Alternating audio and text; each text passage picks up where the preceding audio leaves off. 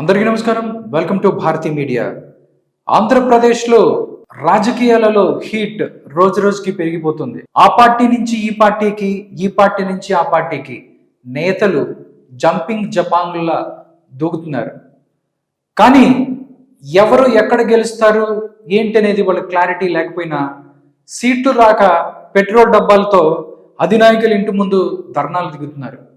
టోటల్గా రాజకీయ పార్టీలు వీటి పనిలో బిజీగా ఉంటే ఎలక్షన్ కమిషన్ మాత్రం తన పని తాను చేసుకుంటూ పోతుంది. ఆంధ్రప్రదేశ్తో పాటు టోటల్గా ఇండియాలో ఎప్పుడు ఎలక్షన్స్కి వెళ్ళాలి ఏంటి అనే దాని మీద ఆయనకి వాళ్ళందరికీ చాలా క్లారిటీగా ఉన్నారు.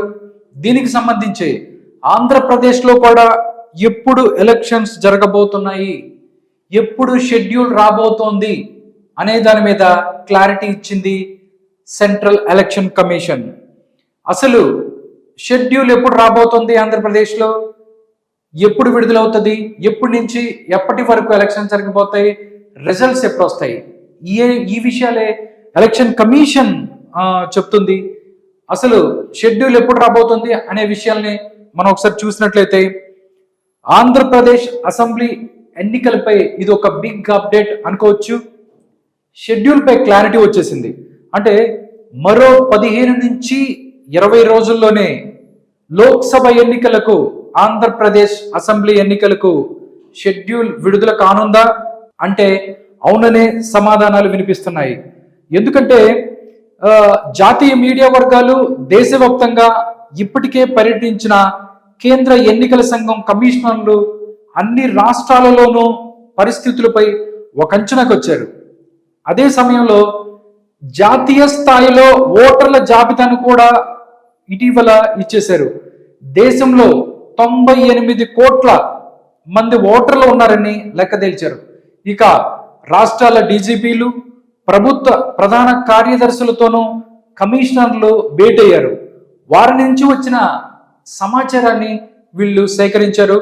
మొత్తంగా సార్వత్రిక ఎన్నికల సమరంపై కేంద్ర ఎన్నికల సంఘం పూర్తి స్థాయిలో కసరత్తును పూర్తి చేసింది.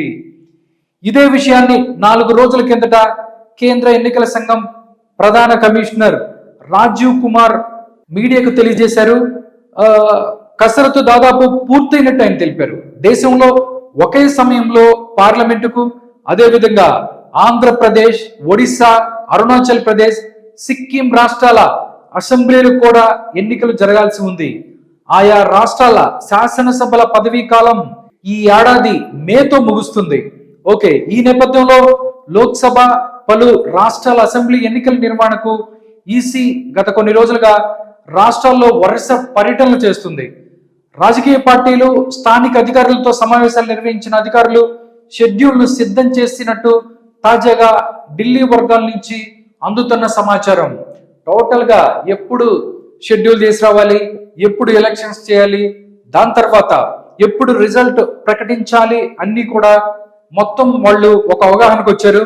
అన్నీ ఓకే అనుకుంటే మార్చి 9వ తేదీ తర్వాత, అంటే మార్చి 13న లేదా 14వ తేదీన కేంద్ర ఎన్నికల సంఘం ఎన్నికల తొలి షెడ్యూల్ని, తర్వాత నోటిఫికేషన్ని విడుదల చేయబోతుంది అని తెలుస్తోంది. ఈ మేరకు జాతీయ మీడియాలో కూడా వార్తలు వచ్చాయి. ఎక్కడెక్కడ జరుగుతాయి, ఎక్కడెక్కడి నుంచి ఎలక్షన్ జరుగుతుంది అనేది విషయాన్ని చూసుకున్నట్లయితే దేశవ్యాప్తంగా లోక్సభతో పాటు ఆంధ్రప్రదేశ్, ఒడిశా, అరుణాచల్ ప్రదేశ్, సిక్కిం అసెంబ్లీలకు ఈ ఏడాది మేలోగా ఎన్నికలు జరగాల్సి ఉంది. దీంతో పాటు జమ్మూ కాశ్మీర్లోనూ అసెంబ్లీ ఎన్నికలకు నిర్వహించాలని కొన్నాళ్ళ కిందట సుప్రీంకోర్టు ఆదేశించింది. దీంతో ఈ రాష్ట్రంలో కూడా ఎన్నికలు నిర్వహించేందుకు ఎన్నికల సంఘం కసరత్తును ముమ్మరం చేసింది. ప్రాథమిక అంచనా ప్రకారం మార్చి 8, 9 తేదీల్లో కేంద్ర ప్రభుత్వ అధికారులతో భారత ఎన్నికల సంఘం సమావేశం అవుతున్నట్టు తెలుస్తుంది.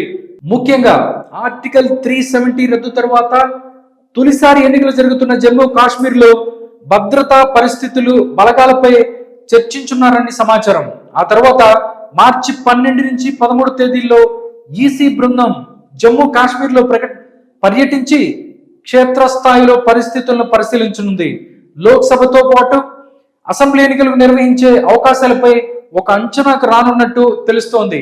ఆ తర్వాత మార్చి 2వ వారంలో సార్వత్రిక ఎన్నికల షెడ్యూల్ను ప్రకటిస్తున్నట్లు జాతీయ మీడియా వర్గాలు చెబుతున్నాయి. 2019లో జరిగిన లోక్సభ ఎన్నికల షెడ్యూల్ ఒకసారి పరిశీలించినట్లయితే 2019 మార్చి 10వ తేదీన షెడ్యూల్ ప్రకటించారు. ఏప్రిల్ 11 నుంచి మే 19 మధ్య వరకు దేశవ్యాప్తంగా 7 దశల్లో పోలింగ్ జరిగింది. అంటే మే 23న ఓట్ల లెక్కింపు చేపట్టి ఫలితాలను ప్రకటించారు. ఈసారి కూడా ఏప్రిల్ టు మే నెలలోనే ఎన్నికలు నిర్వహించేలా ఎలక్షన్ సంఘం ఏర్పాట్లు చేస్తుంది. దేశవ్యాప్తంగా 543 పార్లమెంటు స్థానాలకు ఎన్నికలు జరగనున్నాయి.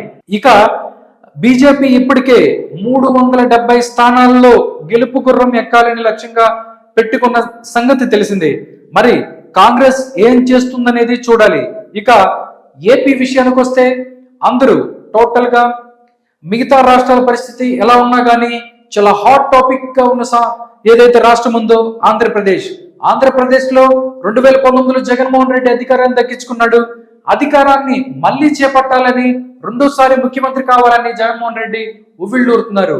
చంద్రబాబు నాయుడు మాత్రం ఇప్పుడు దాకా గత 5 సంవత్సరాలలో ఏపీ 30 సంవత్సరాలు వెనక్కి వెళ్ళిందని, మళ్ళీ ఈసారి 2024 ఎలక్షన్స్ లో తను ముఖ్యమంత్రి ఈ వ్యవస్థను, ఆంధ్రప్రదేశ్లోని వ్యవస్థలన్నింటిలోని గాడులు పెట్టడానికి టీడీపీ అండ్ జనసేన ప్రభుత్వం రాబోతోంది అని ఆయన చెప్తున్నారు.